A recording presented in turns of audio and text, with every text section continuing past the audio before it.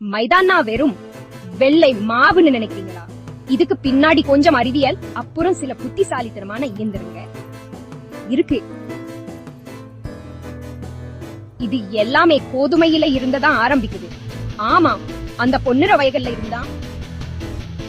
இதுல முக்கியமான பகுதி எண்டோஸ்பெரம், அதாவது ஒவ்வொரு கோதுமை மணியோட மாவுச்சத்து நிறைந்த நடக்குது. முதல்ல கோதுமையை நல்லா சுத்தம் செய்வாங்க. தூசி, கல், மத்த எது இருந்தாலும் அதெல்லாம் வெளியே போயிடும். கொஞ்சம் தண்ணி சேர்த்து அதை மென்மையாக்குவாங்க. இப்போதான் முக்கியமான கட்டம் அரைக்கிறது. கோதுமை பெரிய உருளை ஆலைகள் வழியா போகும். அது மேல் தொலை நசுக்கி பிரிச்சிடும். சல்லடைகளும் காத்தும் தவிடு மூளைக்கருவை நீக்கிடும். வெள்ளையான மாவுச்சத்து உள்ள எண்டோஸ்பெரம் மட்டும் மிஞ்சும். மிச்சம் இருக்குது சுத்திகரிக்கப்பட்ட மாவு, அதாவது மைதா. சில சமயம் இன்னும் வெள்ளையாவும் மென்மையாவும் ஆக்கறதுக்கு வெள்ளு பாக்குவாங்க.